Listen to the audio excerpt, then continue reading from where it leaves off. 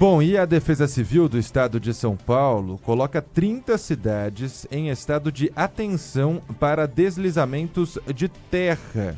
Isso conforme os parâmetros do plano de contingência da SP Sempre Alerta, operação de chuva aqui no estado de São Paulo. Quem está conosco é o Tenente Maxwell de Souza, para mais uma vez prestar serviço, trazer quais as regiões em que a população precisa se preocupar mais e o que nós podemos esperar para essa semana. Bom dia, Tenente, tudo bem? Ô, Lupato, bom dia a você, ao Sabino, a todos que nos acompanham. Prazer falar com os amigos da Rádio Bandeirantes mais uma vez.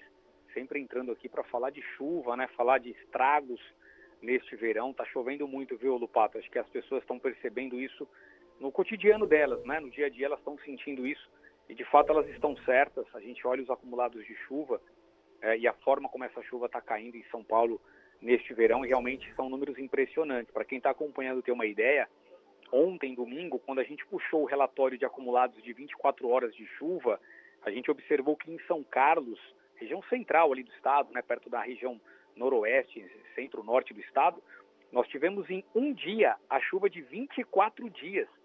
O volume esperado para fevereiro inteiro caiu aí em quase o mês todo em 24 horas. São Sebastião choveu 80% do volume esperado para o mês em um único dia. Essas que eu me recordo de cabeça, mas Caraguatatuba foi perto de 70% da chuva, Guarujá em cerca de 50%, enfim, várias. E nós tivemos chuvas nesse fim de semana, outro fenômeno que esse verão a gente ainda não tinha visto. Chover no estado inteiro como um todo, né? Isso, claro, tem uma explicação climática para isso.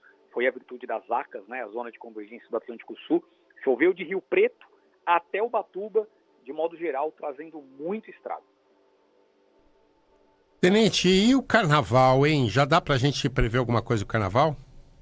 Dá sim, né? Embora ainda tenha alguns dias, a gente está analisando os modelos meteorológicos, Sabino, para alertar quando chegar um pouco mais perto, para ter uma precisão maior, né?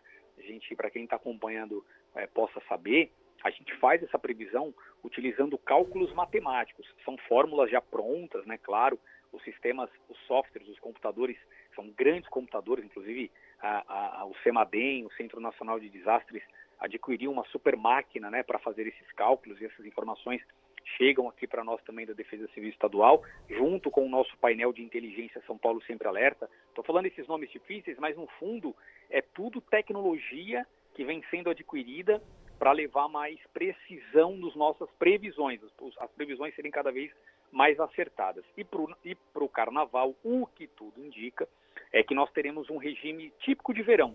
Ufa, melhor, porque o que a gente viu agora foi chuva de frente fria, chuva de muita umidade provocada por essa canalização da umidade amazônica em cima de São Paulo. Aí por isso que chove sem parar 3 dias seguidos. Já para o carnaval, tudo indica que isso não vai acontecer. Nós vamos ter tempo mais quente, com chuvas mais ao final da tarde. Qual é o risco? Esses temporais de verão são aqueles que caem muito raio.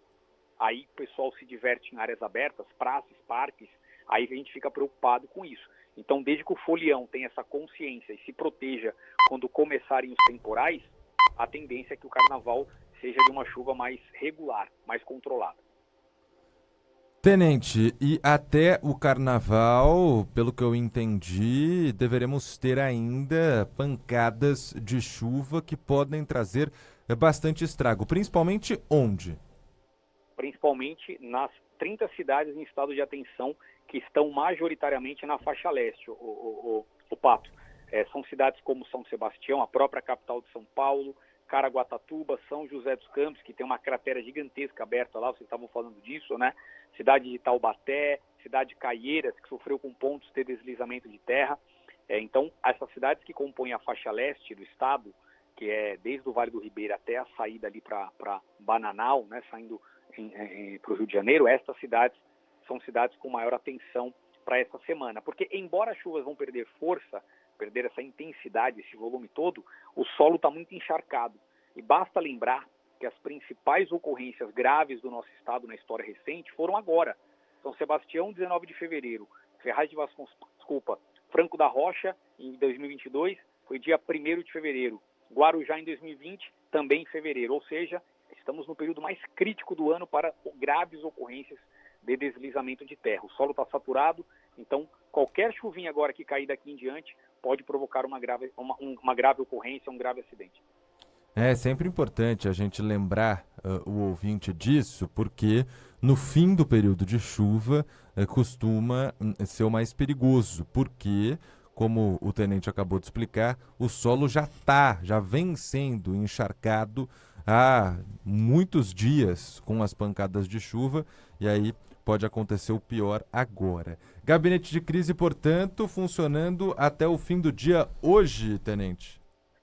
Gabinete de crise até o final do dia hoje. Todas as concessionárias de energia estão aqui presencialmente, serviço de água, telefonia, o pessoal das rodovias também, o bombeiro. O time está aqui reunido para irmos fazendo gestão dessas ocorrências, né? Ontem nós tivemos graves problemas em várias cidades. Caçapava, uma ponte foi arrastada lá, foi embora, tem uma área lá que está com dificuldade de acesso. Os nossos engenheiros estão já trabalhando nisso para a gente prestar esse apoio para o município de Caçapava.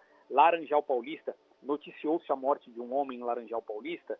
Infelizmente, ele se jogou, né, da ponte ali, então as notícias que tem é que ele acabou se lançando ali no rio. Enfim, não sabemos as razões, lamentamos tudo isso. Laranjal também sofreu com pontes que foram levadas embora. Mas o cenário de tudo isso, o Lupato, Sabino, é que embora tenhamos tido muitas ocorrências, né? São quase 30 cidades afetadas no estado com algumas ocorrências, umas delas bem graves, o número de vítimas é baixíssimo, né? Então, nós, de alguma forma, temos que analisar e comemorar que a prevenção está tendo seus resultados. Isso passa muito pela imprensa, que é uma parceira que está todo dia vocês falam aqui na programação da Rádio Bandeirantes sobre as dicas e as orientações, e estão exaustivamente pedindo para o cidadão respeitar os alertas da Defesa Civil. Está funcionando. A gente quer chegar ao final desse verão com menos mortes do que o ano passado. Estamos caminhando para isso. Claro que ainda é um longo caminho a percorrer.